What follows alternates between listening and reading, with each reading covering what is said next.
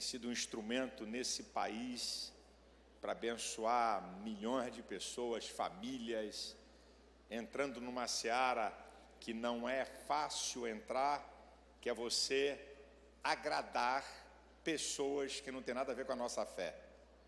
Ele tem conseguido entrar em lugares que poucos conseguem entrar. Estende a sua mão em direção ao pastor Cláudio. Senhor, aqui está teu filho que tem sido um instrumento da tua vontade, de bênção para nós e para essa nação. Usa o teu filho, como sempre, dando-lhe graça, poder, unção e revelação, e que o teu nome seja exaltado. Em nome de Jesus. Amém. Amém. Obrigado, pastor. Amém. Graça e paz. Amém, irmãos? Amém. Glória a Deus. Para mim é sempre uma satisfação, um privilégio muito grande poder estar aqui. Foi um evento do ministério do pastor Silas, que foi, na verdade, um divisor de águas no meu ministério, e eu fico muito feliz pela oportunidade que tenho recebido de Deus, pelas conexões que Deus tem me dado. Eu tenho falado muito sobre isso. Eu quero fazer uma reflexão com vocês. Eu confesso que sempre fui bem para cuidar de coisas. Graças a Deus eu nunca tive problema para cuidar de coisas, para gerenciar as minhas coisas, as minhas finanças. Eu sempre fui muito bem sucedido nisso. E de um tempo para cá Deus tem me chamado para cuidar de gente. Eu nunca fui bom nisso. Então eu tenho aprendido a cuidar de gente, certo? E eu quero falar um pouco com vocês sobre isso. E na abertura da palavra, né, do Renan, ele falando de relacionamento, e eu não vou falar diretamente disso, mas lidando com gente, eu comecei a descobrir a dificuldade que as pessoas têm de manter uma constância, a dificuldade que as pessoas têm de se manter firme diante das adversidades, dos problemas. A grande maioria das pessoas que nós encontramos na nossa caminhada, ela tem por hábito usar máscaras, tentar esconder coisas que elas não conseguem resolver. Nós podemos cometer 2 erros fatais na nossa vida. O primeiro é contar nossos problemas para qualquer um. O segundo é não contar o nosso problema para ninguém. As 2 coisas podem fazer você sucumbir, certo? Quando você se depara com uma mulher que acabou de perder seu filho e ela recebe Geazi na sua frente, ela diz para ele: vai tudo bem. Por quê? Porque não adiantava nada abrir o seu coração para aquele moço. Quando ela chega diante do profeta, ela diz: eu falei com o senhor para não brincar comigo, meu filho está morto, certo? Então muitas pessoas hoje sofrem. Eu quero usar um texto de Neemias, certo? Uma palavra que Deus colocou no meu coração, mas eu preciso que você entenda que as suas conexões, os seus relacionamentos, ele fazem grande diferença. Vão trocar? Isso. Vão fazer grande diferença na sua vida, na sua história.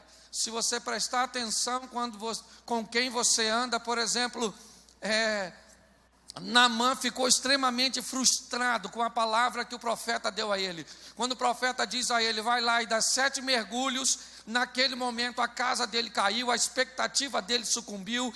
Ele disse: eu não esperava nada disso, eu imaginei que eu chegaria aqui, o profeta sairia, colocaria a mão sobre a lepra, invocaria. Então ele estava cheio de expectativa, porém tudo que ele esperava aconteceu o contrário. Então ele disse: agora eu vou embora, porque não tem mais jeito, já era. Mas ele estava com gente. E as pessoas que estavam com ele disseram: calma, cara, se o profeta te mandasse fazer uma coisa mais difícil, você não faria? Então vamos lá, nós estamos aqui com você, vamos embora, rapaz, vai lá e dá os 7 mergulhos, se você andar com a pessoa certa. As coisas podem ir bem, se você andar com a pessoa errada, certo? Por exemplo, Pedro, ele estava preso, Atos 12, Herodes tinha mandado prender alguns, mandou matar Tiago, e agora manda prender Pedro, vai julgá-lo e provavelmente vai executá-lo. estava agradando. Pedro está preso, 16 homens tomando conta dele, 2 algemados. E lá na casa de Maria, mãe de João Marco, Pedro tinha uma patotinha que ele andava junto, que não estava lá. Uma mulher que não tinha arma, não tinha material bélico, não tinha poder econômico, não tinha influência política. Andar com quem tem joelho, que conhece Deus e vai colocar a sua situação na presença de Deus, os céus se movem a seu respeito. Você tem que prestar atenção com quem você anda. Quando eu era garoto, tinha uma frase que dizia: diga-me com quem você anda e eu te direi. É mais ou menos assim, certo? E naquela oração o anjo entrou naquela prisão, chegou lá, tocou em Pedro, falou: acorda aí, irmão, coloca a sua sandalinha, pega a capa. Entrei com alvará de soltura, tu está livre, vamos embora. Ele passa por ali, o portão se abre, Pedro está confuso, não sabe o que está acontecendo. E quando chega lá fora, o anjo vai embora, o Pedro fala: nossa, estou solto, e agora? Que é isso, o que aconteceu? Sai correndo para a casa de Maria, mãe de João Marcos, chega lá, bate na porta. Olha que coisa estranha, a porta do presídio abriu para ele, e a porta da casa da mulher está fechada. Não é esquisito? A porta abriu para Pedro ou não? Sim ou não? Não, a porta abriu para o anjo. Tem porta que só vai se abrir se você estiver andando com a pessoa certa para que a porta se abra. Então, suas conexões, seus relacionamentos, você tem que ter cuidado com isso, ok? Se você anda com a pessoa certa, elas abrem porta para você. Por que eu estou aqui? Porque eu comecei a andar com gente que abria portas. E eu cheguei aqui. Amém? Amém? Então eu preciso tentar te dar algumas informações. Eu sei que aqui tem teólogo, tem achólogo, tem tudo aqui hoje, ok? Tem gente que já... Eu fico até com vergonha. Às vezes eu pergunto: o que eu estou fazendo aqui? Pois é, mas Deus colocou, com certeza o diabo não me colocaria aqui, certo? Então você espera um pouquinho que já acaba. Eu quero falar com você sobre a postura de um homem que enfrentou uma crise, sabe? Um poder que pode trazer para a sua vida um verdadeiro avivamento. Eu quero expor aqui avivamento nesse momento, como a capacidade que as pessoas têm de sobreviver às intempéries, o caos, de conseguir realizar coisas apesar das circunstâncias negativas. Ok? Aquela historinha: quem quer dá um jeito, quem não quer dá desculpa e pronto. Qualquer desculpa que você dá para o seu fracasso, ele continua sendo fracasso. Então a decisão é sua, certo? Mas nós vamos dar uma olhada nesse moço, um texto muito conhecido, Neemias capítulo 1, verso 4, diz assim: e sucedeu que, ouvindo eu essas palavras, assentei-me, chorei e lamentei. Feche os seus olhos. Senhor nosso Deus e Pai, em nome de Jesus, eis aqui a Tua palavra. Continua falando conosco e usa-me como um canal de bênção. É o que te pedimos, Senhor, em nome de Jesus. Amém? Amém. Preste atenção que eu quero começar com o impacto de uma informação negativa, de uma situação contrária. Neemias está vivendo uma vida estabilizada, quando alguns chegam de Judá, e ele pergunta como estão as coisas lá. E a notícia que ele recebe não é uma notícia boa. Nossa cidade está assolada, os portões quebrados, o povo está em humilhação, ok? Ou seja, neste momento acontece algo com Neemias, algo que o coloca para baixo. Por quê? Porque toda informação negativa traz um impacto negativo. Ele recebe a notícia de que as coisas não estão bem lá, e nesse momento ele se assenta, chora e lamenta. Por quê? Porque apesar de servo de Deus, ele é um ser humano. Notícias ruins, perdas. Você vai fazer um exame e descobriu que tem algo que você não gostaria de ter. Você vai viver uma separação, a perda de um ente querido, a perda de um emprego que você praticamente dedicou a sua vida inteira e agora no final te mandaram embora. A traição, seja o que for. Como nós lidamos com coisas negativas?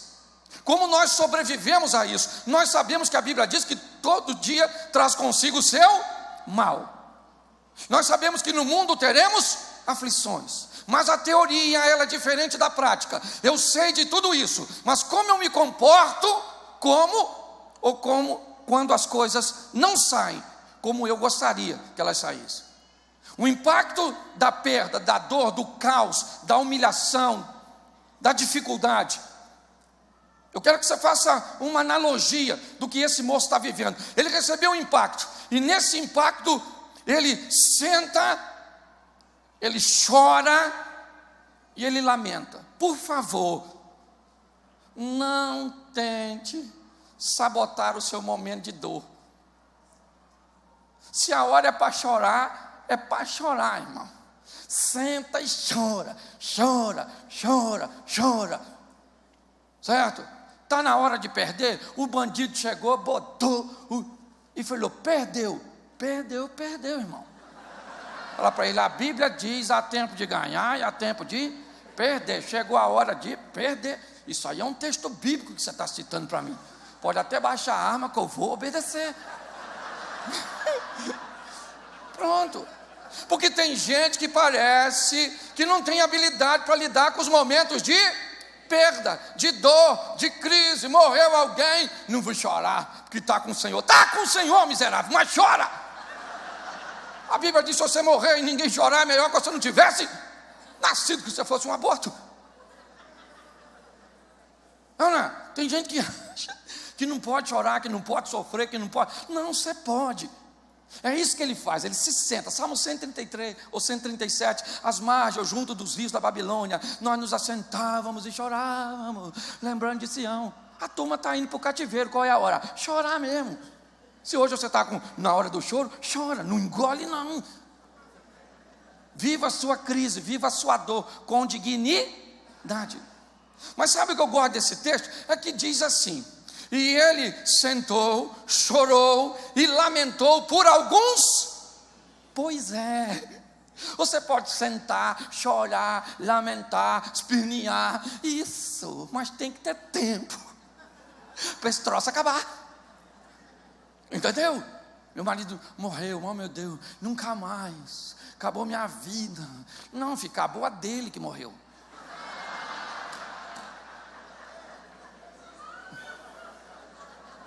Entendeu? É doloroso, sim ou não? Claro!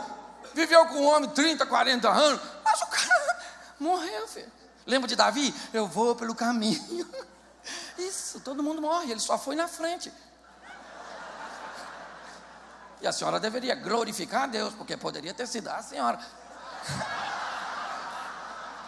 É só uma questão de perspectiva. É perspectiva, querido. O que é uma pedra para o distraído? A possibilidade de tropeçar.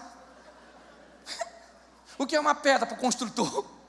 A possibilidade de fazer uma obra. O que era uma pedra para Miguel Ângelo? A possibilidade de fazer, né, uma estátua, uma obra-prima. O que é uma pedra para o viajante? Um banco. Você que olha, um visual assim desanimado. A gente fala muito bem, mas na hora de viver é o problema. Não, sentei, chorei e lamentei. Por algum tempo, o choro pode durar mas a alegria vem. Isso, tempo. É o tempo de luto, chora. Mas você tem que fazer essa dor diminuir a ponto de não impedir que você tenha um poder de reação. Ok? Por alguns dias, pronto. E passou o dia, passou. Entende? Vamos embora. Vida que segue. Eu fui assaltado no Rio de Janeiro, nunca mais eu saio. Menino, o Jardim do Éden era perigosíssimo. Sim, por proporção, Caim matou Abel, morreu 25% da população num dia só. É só uma questão de ótica. Você consegue entender? Então, por alguns dias, descubra uma doença e tente levar a sua dor por mais do que ela deve ir, e você vai ver o que a doença vai fazer com você. É fácil dizer Jeová Rafa. Isso. Ele é o Rafa quando você está são, mas eu queria te dizer uma notícia. Ele também é quando você está doente. Porque parece que a gente só fala isso para os outros. Quando chega na nossa vez, É ou não é? O Neemias, ele sentou, chorou, lamentou por alguns dias. Depois ele entrou em modo de recuperação. Jejuei, orei e fui para a presença do... Isso aí. É para lá que ele vai. Por alguns dias ele sentou, chorou, recebeu um impacto, a dor era aguda, era difícil, era algo com seus questionamentos. Por quê? Tá bom, passou, agora eu entro em modo de recuperação. Minha vida não pode terminar assim. Ele vai jejuar, ele vai orar, ele vai se aproximar de... Ainda está doendo, sim ou não? Sim ou não? Claro que está, mas a dor não é mais capaz de anular seu poder de reação.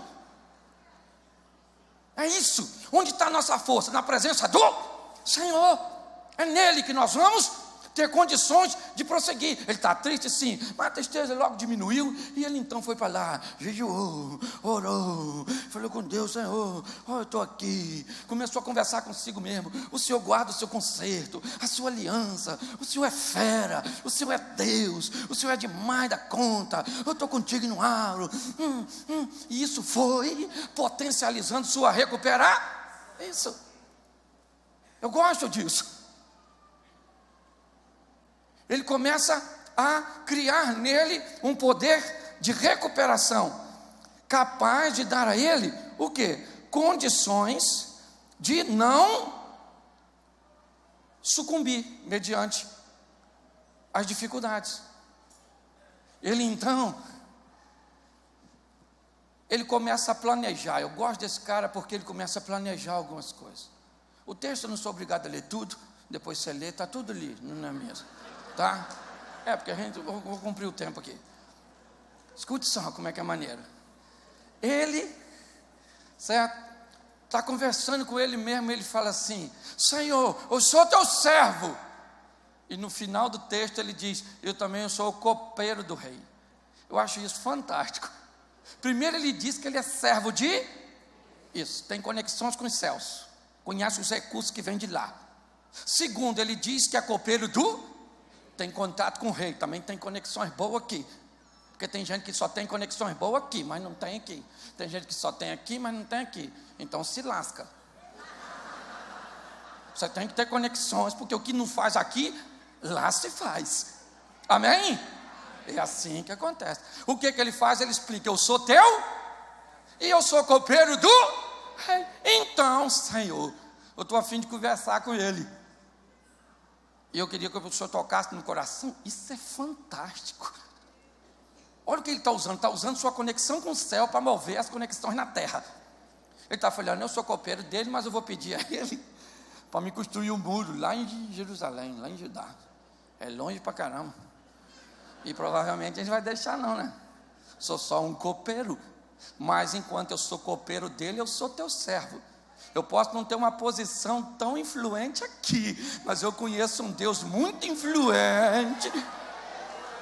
Eu não sei, talvez você não tenha tantos recursos, você não tenha tanta coisa. Então você não tem aqui. Quem é você? O copeiro, o gari, quem é você? O empresário, o pastor, o médico, o advogado, o Zé Ruela. Quem é você? Eu não sei quem você é. Você pode ter alguma função ou função.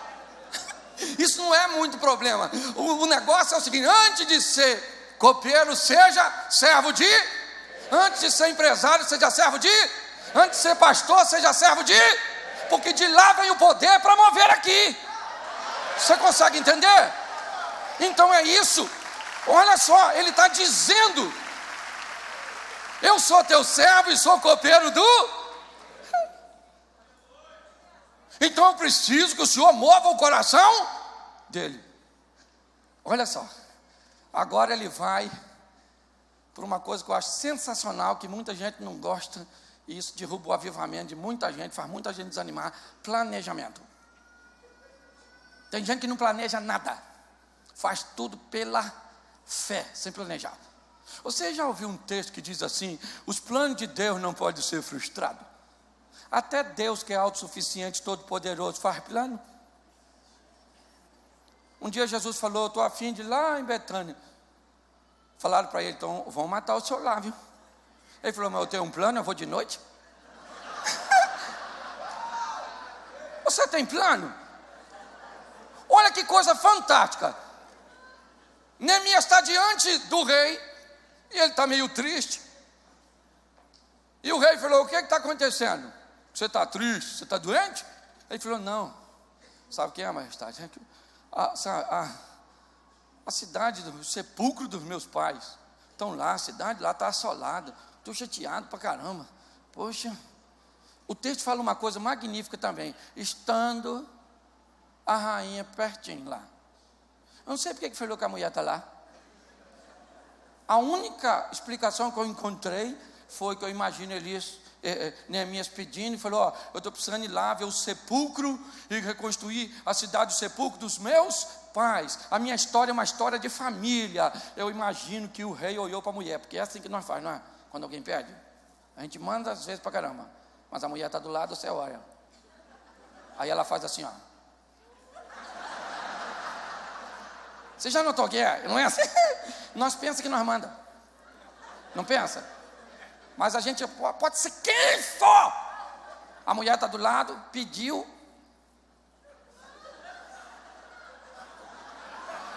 Aí o rei: claro, vamos resolver isso aqui agora. Sim. Isso é a maior verdade do mundo. Escute só. O rei olha para Neemias e diz: me pede o que você... Meu irmão, preste atenção. Me pede o que você quer. Eu estou chateado assim, sabe? A cidade está lá, destruída. Queria que o senhor visse aí qual é a brecha. Se não dá para construí-la. Quando o cara pergunta: o que você quer? Ele já tem um plano. Já está tudo aqui, ó. Ele falou: o que eu quero? Eu quero reconstruir os muros. Estou precisando de carta para passar nas terras. Eu queria que o senhor mandasse também um aviso para o Asaf, que é lá o homem da madeira, porque eu vou precisar de um alojamento, eu vou precisar disso, eu vou precisar daquilo. O cara tem planos. Faça planos, querido. Deus tem compromisso com quem tem planos. Eu sou pastor de uma igreja em Xerém há 4 anos. Nós montamos uma igreja para 200 pessoas. Xerém, sabe onde é Xerém? Xerém foi feito no 6º dia depois que Deus fez o homem. Estava indo embora e se lembrou e falou: Xerém, é lá onde eu moro. Você está entendendo? Glória a Deus. Amém? Xerém. Um local pequenininho. Com 2 anos nós saímos de uma igreja de 200 pessoas para uma igreja de 600 pessoas. Com 4, 5 meses que estávamos nesse ambiente, tivemos que fazer 2 cultos. Aí a doutora de Mary Williams vai lá pregar, escuta um barulho de máquina do outro lado da parede. Eu falei: não, aqui tem uma casa de material de construção mesmo, mas não funciona essa hora não, já é quase 10 horas da noite, não tem máquina lá não. Ela falou: não, estava quebrando a parede. Eu falei: quebrando? É a casa de material de construção mais bem estabelecida lá. Menino, ela não fechou. Não orei nada, não tem nada a ver com isso. E o camarada foi lá, ofereceu. Nós alugamos. Há 1 mês e meio atrás, nós compramos um terreno que o cara me vendeu 10 mil metros quadrados e me entregou 11.400 e pouco. Ou seja, mais 1.500 metros foi de lambuja. Por quê? Porque a gente quer em planos. Senhor, faça planos. Entenda bem, esse indivíduo, olha só, ele tem um plano, ele apresentou o que queria, porque o rei perguntou: quanto tempo vai durar? Sei lá, porque tem gente que só tem iniciativa, mas não tem terminativa. Nem sei. Acabativa, para ficar melhor, é uma verdade. Pessoas são especialistas em comer, mas não consegue terminar. Se um abismo chama outro abismo, uma vitória chama outra vitória, um milagre chama outro milagre. Quando você vai descobrindo que o Deus que você serve pode fazer, ele começa com coisas pequenininhas e termina com coisas grandes. Ele estava tudo na ponta da língua. Eu sei o tempo que vai durar, eu quero isso, eu quero aquilo outro. O rei falou: então vai na tua, irmãozão, vai embora. Ele chega em Jerusalém, 3 dias ele não fala nada. fica quietinho e vai fazer uma vistoria. Também gosto disso. Foi fazer uma leitura do que está acontecendo. Lembra do Ezequiel? Nossos pais caíram à espada, nossos filhos e filhas foram em cativeiro, por causa disso nós estamos vivendo isso. O cara fez uma leitura, antes de tomar uma iniciativa, descubra o que está acontecendo. Faça uma vistoria no teu casamento, para saber quem é ruim, se é você ou se é seu marido, ou se é os dois, porque o diabo não é, que ele está preso, entendeu? Sim, faça uma vistoria. O que é que está causando problema na sua vida? É isso. Depois você está lá 3 dias, ele não faz nada, ele vai dar um rolezinho, ele olha, todo dia, ele não falou com ninguém. Sabe o que eu acho mais interessante? É que ele não fala com ninguém, e o tal do sambalate, do tupi, já sabia. Ele não falou com ninguém. Não é? Mas os caras já sabiam. Me parece que essa turma exercia um cargo, me parece político, certo? Em Samaria, Sambalate, e provavelmente como a chegada de Neemias ali foi por uma autorização do rei, tinha algum envolvimento disso, talvez a informação tinha vazado. Mas isso aí é outra história. Esse pessoal não gostou. Por quê? Porque sempre alguém vai ficar irritado com a sua vitória. Eu sou da roça. Lá na roça, muitas vezes eu vi o cachorro latindo para a lua. Quem lembra do cachorro latindo para a lua na roça? A lua cheia, o cachorro, uau, uau, uau, uau, uau, uau, uau. Queria morder a lua, o cachorro. O mais interessante era a postura da lua.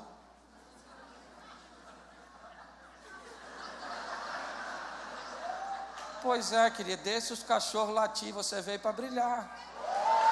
Deixa latir, vão latir, que fique latindo. A lua nunca deu confiança para o cachorro. Será que você vai estar a fim de dar? Dana-se. O pessoal não gostou do que Deus estava fazendo. E o Neemias chamou a turma e falou: aí, rapaziada, deixa eu falar com você o que está acontecendo. Ele cria uma motivação no povo. Por quê? Porque o rei só mandou os recursos, os materiais, mas não mandou mão de obra. Então Neemias chega lá e falou: aí, rapaziada, chega aí que eu vou falar para vocês. Sabe, eu sou copeiro, sou mesmo copeiro, mas eu sou servo de Deus. Fui falar com o rei, aconteceu assim, assim, ele me deu as cartinhas. Olha aqui, pai, tudinho, isso, então nós vamos construir. Ele cria uma motivação. Hoje o maior desafio da liderança é conseguir motivar o povo. Porque o povo sai, às vezes, do culto motivado. Mas essa superficialidade faz com que a motivação vá embora na mesma velocidade que chegou. Você prega para o cara assim: você vai vencer, você vai vencer, você vai vencer. Aí o cara fala assim: eu vou vencer, eu vou vencer. Isso, o pessoal falou lá, pô, um montão de pregação que eu vou vencer. Isso, o pastor Chico falou que eu vou vencer, eu vou vencer, eu vou vencer. Isso. Aí acabou o culto. Aí você vai para casa no seu carro: eu vou vencer, gente. Eu vou vencer. Falou que eu vou vencer, eu vou vencer mesmo. Eu ia vencer mais lá no culto do que agora. Diminuiu um pouquinho, mas eu ainda vou vencer. Isso. Aí você dorme, amanhã cedo você acorda, você fala assim: eu vou vencer, gente, eu preciso vencer, gente. Eu não posso perder, eu preciso vencer. Nossa, eu vou vencer sim, eu vou vencer. Eu vou vencer. No final desse dia você está assim: eu vou vencer? A frase continua a mesma, só muda a pontuação. O grande desafio é motivar a turma. Por isso que o povo tem que estar na igreja direto. Porque acabou a motivação, você vem de novo. Vamos embora, eu ia vencer ontem, mas já cheguei aqui perdendo. Vamos embora, miserável, você vem de novo. E é assim que as coisas funcionam. É ou não é? O cara, ele tem um propósito, ele tem uma finalidade. Não é um sambalato, não é um tubi. Não, essa turma não vai desanimar o cara. Ele foi lá, explicou o que Deus estava fazendo na vida dele, disse o que o povo era capaz de fazer e colocou o povo para trabalhar. Isso. Colocou o povo para trabalhar. E o pessoal falou: esse murinho vai cair, não sei o quê. E eles estão trabalhando. Ele é esperto, botou os caras para trabalhar na frente da casa deles. Porque os caras estão trabalhando para proteger sua própria casa, sua própria família. Mas a oposição, ela é terrível. E se tem uma coisa que é legal, é a oposição. Porque normalmente ela nos empodera. Quem sabe lidar com oposição. Por exemplo, quer ver? Assim, às vezes, a senhora descobre que lá na empresa onde seu marido trabalha, a senhora apareceu lá e tem um mulherão. O que a senhora pensa? Vou melhorar a minha carcaça, porque a concorrência cria uma demanda para a senhora melhorar. A senhora descobre que o processo de falência... Você ri, mas é verdade, não estou mentindo, é o meu jeito de pregar. É ou não é? Sim, nada melhor do que uma Isso, uma oposição às vezes. O tal do sambalate do Tubi agora eles ficaram irritados. Agora eles querem briga, juntaram lá para... Não é minha também, fazendo obrinha. Chamaram ele falou, vai dar para eu ir aí não, falou? Se eu for aí a cobra... eu tenho prazo para entregar, está entendendo? A determinação desse camarada para mim é algo fantástico. Por quê? Porque ele sabe onde quer chegar. E para chegar lá ele precisa aprender a vencer esses obstáculos. Primeiro, vencendo o quê? O desânimo, o impacto daquilo que é ruim. Segundo, estabelecendo o tempo que aquilo vai durar, que o choro, que a dor, que aquilo que poderia neutralizá-lo, pode até neutralizá-lo, mas apenas por um período. Já já ele vai estar de pé. Onde? Na presença de Deus, de onde virá as suas forças, através do jejum, da oração, da proximidade. Depois ele tem uma conversa com ele mesmo, convencendo a si mesmo, porque tem gente que é bom demais para convencer os outros, mas não exerce influência nenhuma sobre si. O cara é bom para dizer para os outros serem fiéis, mas ele não é. O cara é bom para vir com o discurso para tratar a mulher dele bem, mas a dele mesmo trata mal. Tenha tempo para o seu filho, mas o cara não tem tempo para o filho dele. Oferte, mas o miserável não oferta. Ele é bom para convencer os outros, mas tem dificuldade para convencer a si mesmo.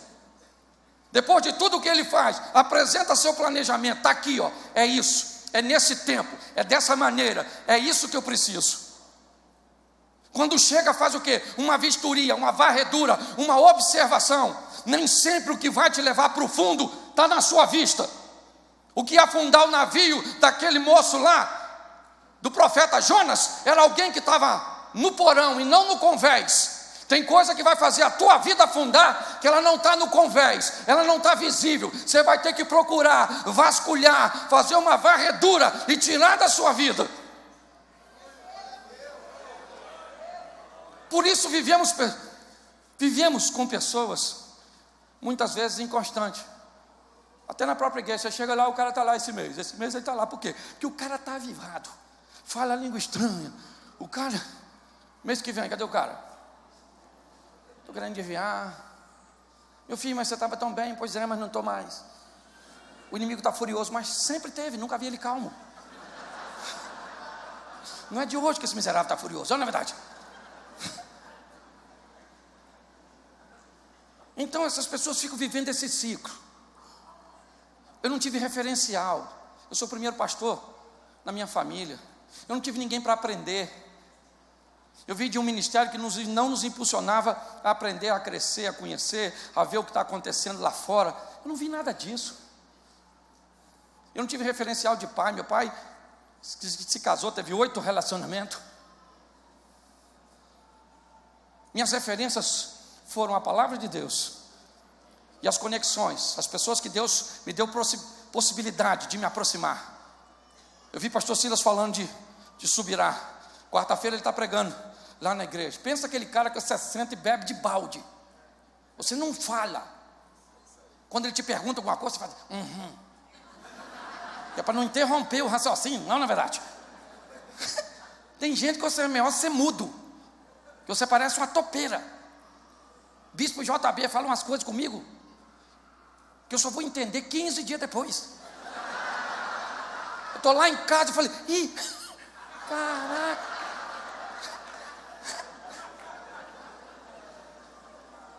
Sim. Malafaia fala umas coisas que a gente faz assim, ó. Para o mar. A gente vai aprendendo, vai vivendo, estabelecendo nossos relacionamentos. Agora com quem você anda? Olha o profeta, o Isaías. Eu sou um homem de lábios impuros, porque habito no meio de um povo de puros lábios. Isaías. O Isaías falou, me lasquei porque juntei com quem estava lascado.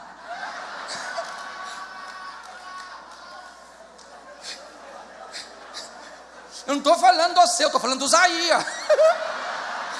Se o Isaías ia se lascando, ele só não se lascou porque a misericórdia de Deus veio. Ele disse, eu vi o Senhor, eu falei, agora eu morri, estou me lascado mesmo. E aí um serafim voou até mim, com a brasa na mão, tocou meus lábios e me disse, tua iniquidade foi tirada, teu pecado foi apagado.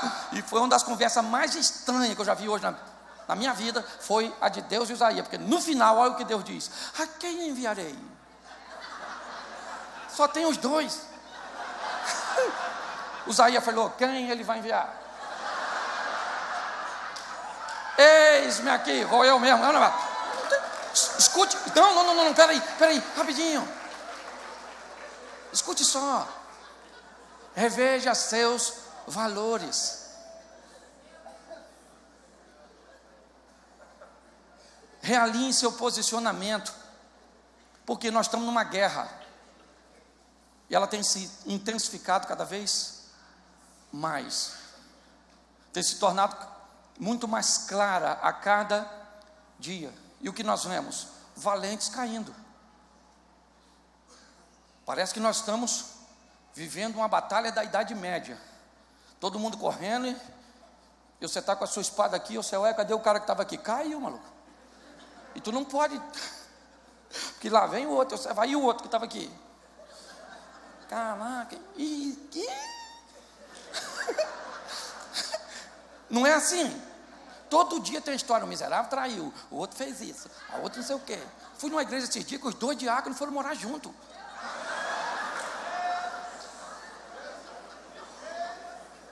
Eu falei, sangue do... Eu falei, gente, Jesus voltou e eu fiquei, não é possível. Deve ter acontecido isso em algum momento. Então nós estamos cada dia mais encontrando oposições mais fortes. Esses dias, lá onde eu pastorei, nós colocamos um outdoor e damos título ao ano. O ano do crescimento, o ano, e eu acho bonito. Um dia, estava chegando um amigo, e eu todo orgulhoso, falei para ele, aquele outdoor lá é o outdoor da igreja. O ano. Aí ele falou assim, nossa, vocês são cabecinha ruim, hein?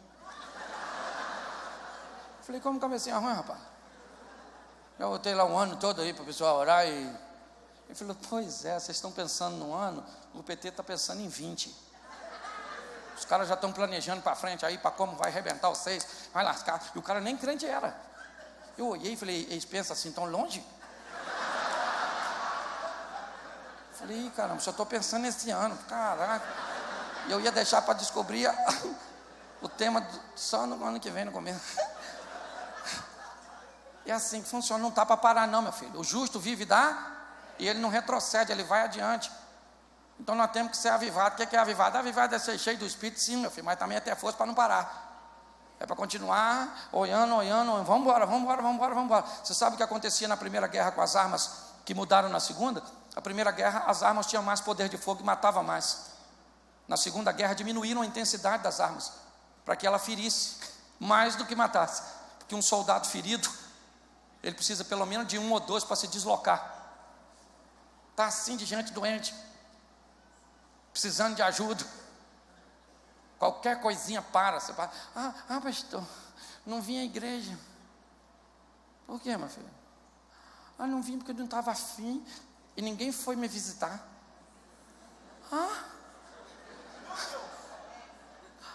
Vocês não estavam? Queria ver se o pessoal dava falta. Falei, não deu não, filho. Não deu não. Vou falar a verdade, eu não dei. Então eu vou embora. Embora para onde, filho?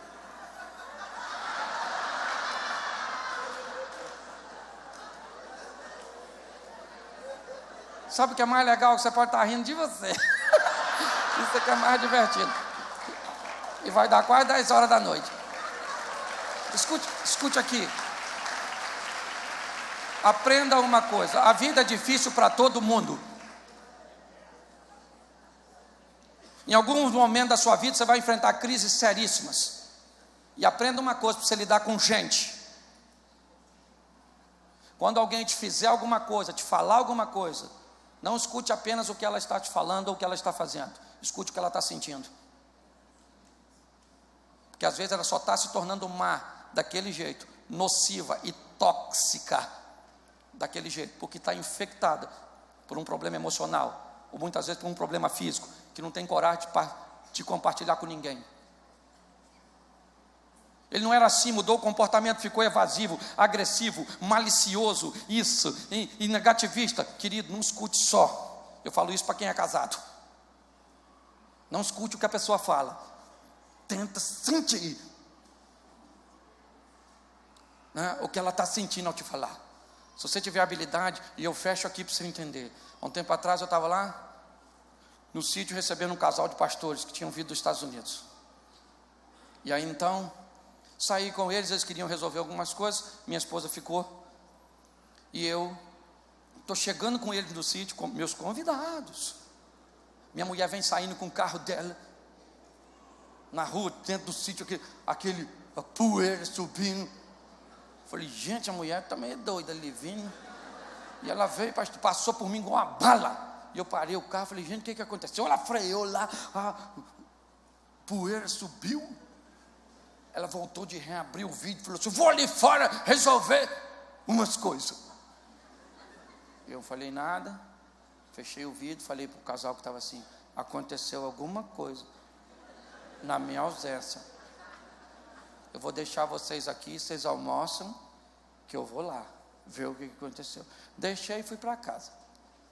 Cheguei em casa, ela nervosa, andando para um lado e para o outro. E eu falei, Senhor, me dá sabedoria. Que se o Senhor me der força, aí o fim dessa história vai ser diferente. Aí eu olhei para ela e falei assim, vi que ela estava nervosa. Eu conheço minha mulher, 26 anos nós vamos fazer de casado. Olhei para ela e falei, o que foi, filho? E ela começou a falar, aconteceu isso, porque isso é um absurdo, isso é o quê? Eu olhei para ela e falei, deixa eu falar uma coisa com você, eu vivo com você há quase 26 anos, e se isso acontece, se o que você está me falando acontece há 15 anos atrás, a sua reação seria muito pior. Eu fico feliz de como você cresceu, amadureceu, se aperfeiçoou.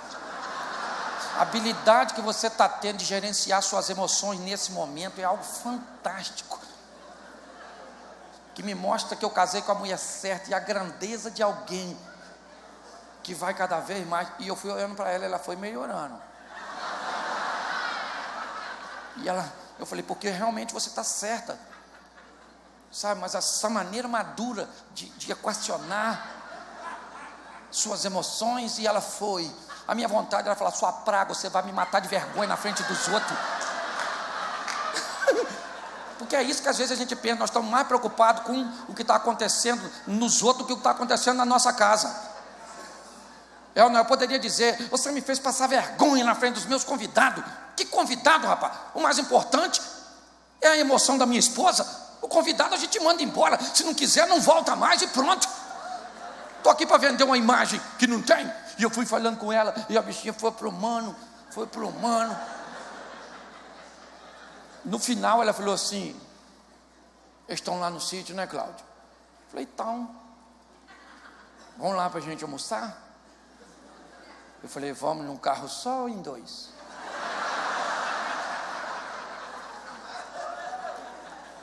É assim.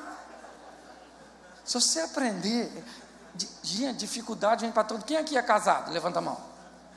Pois é, você sabe o que eu estou falando. É desafiador ou não é? Mas é possível. Mas tem que ter avivamento. Isso. Sim. O grande problema às vezes, gente, é que nós estamos atualmente muito centrados em nós mesmos. Eu brinco com uma historinha e agora eu termino aqui mesmo. Eu já falei isso 2 vezes. Vem aqui falar. Vem aqui falar. Eu brinco com isso, que eu estou pregando tanto que esse dia eu cheguei em casa, eu olhei para minha mulher e falei: abra sua Bíblia em Mateus capítulo 5. Ela falou: Cláudio, você está em casa. Eu falei: então vamos só cantar um hino para acabar o culto. Mas escute aqui. O meu propósito com essa mensagem é criar em você um poder de reação. Amém? Amém. Vai doer, vai, mas tem prazo para cá. E quando a dor acabar, você vai para os pés e faça seus planos. Faça uma leitura real do que está acontecendo. Crie uma motivação em você e nas pessoas que estão ao seu redor. E parta para a execução. 52 dias depois, o murinho está prontinho. Olha que beleza. É ou não é? E o Sambalat, Tobia?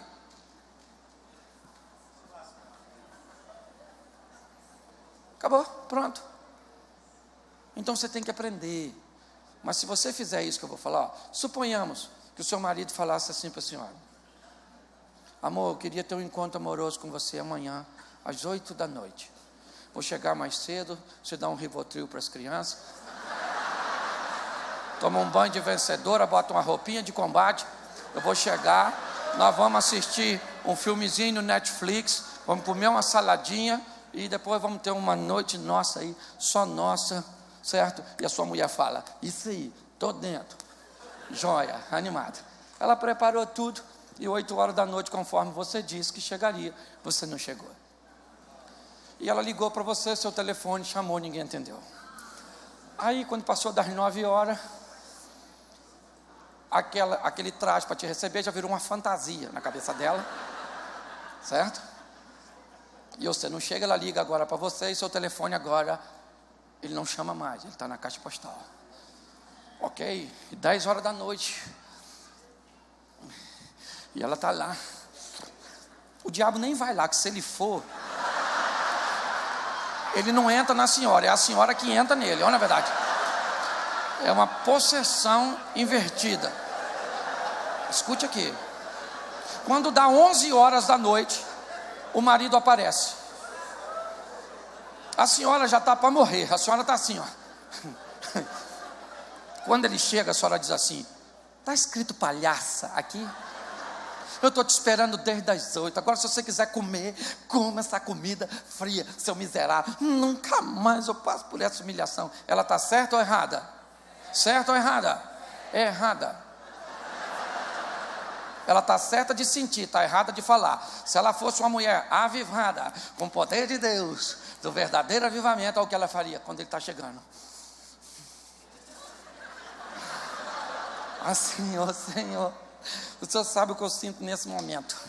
É assim, uma mistura. Jack, o estripador, Jason e Fred Krueger.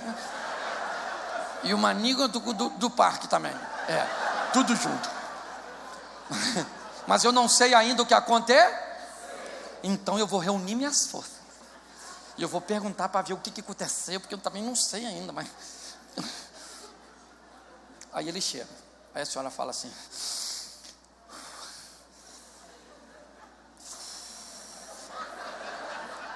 Senhor, o que aconteceu? Você falou 8 da noite. É 11. E ele diz assim: ô querida, peguei o ônibus às 18h30. 20 minutos depois, 3 meliantes anunciaram um assalto. Roubaram meu celular. Ela. Por isso que ele não entendeu. Pois é, garoto. Levaram minha carteira, me deram uma coronhada na cabeça. Fomos para a delegacia, ônibus lotado.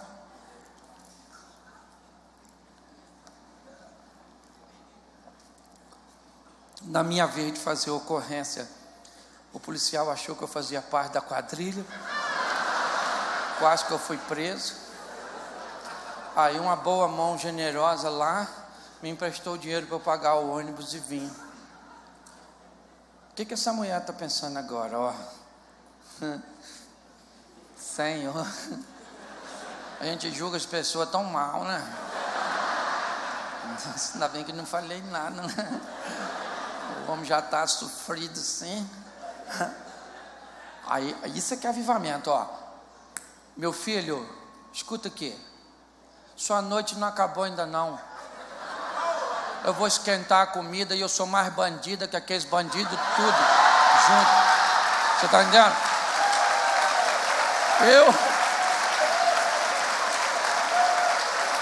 Ô querido, se isso não for espiritualidade. Mas não, você não quer saber o que aconteceu com seu marido durante o dia. Você não quer saber, você chegou em casa, a casa não está do jeito que você queria que ela tivesse. Pois é. Você não quer saber por que não está, por que a comida não está pronta, por que as crianças não estão arrumadas, por que não aconteceu isso, não aconteceu aquilo. Não. Crises pequenas são potencializadas. Sabe? Pessoas estão bem ruins para resolver seus problemas. Hoje, aliás, o método para se resolver é pior que o problema. Tem gente que você vai ajudar, você olha para o problema, ele não é nada. O que estragou tudo foi a metodologia. É mais ou menos como a garrafa de álcool caiu, rachou. A senhora foi para o álcool não desperdiçar, a senhora pega o álcool e coloca na garrafa de Coca-Cola e guarda no cantinho. Boa intenção, sim ou não? Claro, evitar o desperdiço. A Coca-Cola está lá no cantinho. A garrafinha está lá. O tempo passa, uma semana depois, vou usar um exemplo aqui. Seu marido lá, fumando, na sala, o cigarro cai no sofá, pega fogo. O que o marido olha? Uma garrafa de água. O que é um líquido incolor numa garrafa de Coca-Cola? A água. Ele vai lá, pega, pensa que ele é um bombeiro, cheio de boas intenções, abre, aponta para o fogo, esguicha. Quando ele esguicha, explodiu aquele fogaréu. O homem está confuso, chamuscado, achando que ficou rico, por descobriu a combustão da água. Não é verdade? O cara está, nesse momento que ele está queimado, confuso, quem é que chega? A mulher. Olha aquela cena. Seu burro! Isso era? Ele diz: quem foi a jumenta? Os dois tinham boas intenções, sim ou não? O resultado foi bom ou não? Pois é. O que vale não é a intenção. Aprenda a lidar com seus problemas e divirta-se. Você veio nesse mundo para ser feliz. Com quem? Com Deus. Esse dia me perguntaram: pastor, sua mulher te faz feliz? Eu falei: nunca. Nunca na vida. Eu não dependo da minha mulher para ser feliz. Não dependo para meu filho para ser feliz. Não depende de a igreja estar cheia, estar vazia, se hoje tem um pregador excepcional, se não tem isso, se está chovendo, se está... Que história é essa? Que eu vou colocar essas coisas que mudam a todo momento, temperamentos, uma série de fatores, para estabelecer minha felicidade? Não, o dia que morrer um ente querido meu, você vai me ver triste, chorando, mas feliz em Deus. Certo? Então divirta-se, rapaz. Um avivamento de Deus para quê? Dana-se, dana-se, dana-se, dane-se. Dana-se. Vamos embora. Ih, morreu, vamos chorar. E agora enterrar. E agora? Vamos embora.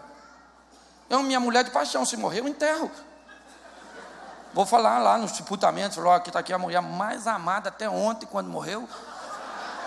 Porque hoje eu não amo mais, porque a minha religião não permite amar defunto.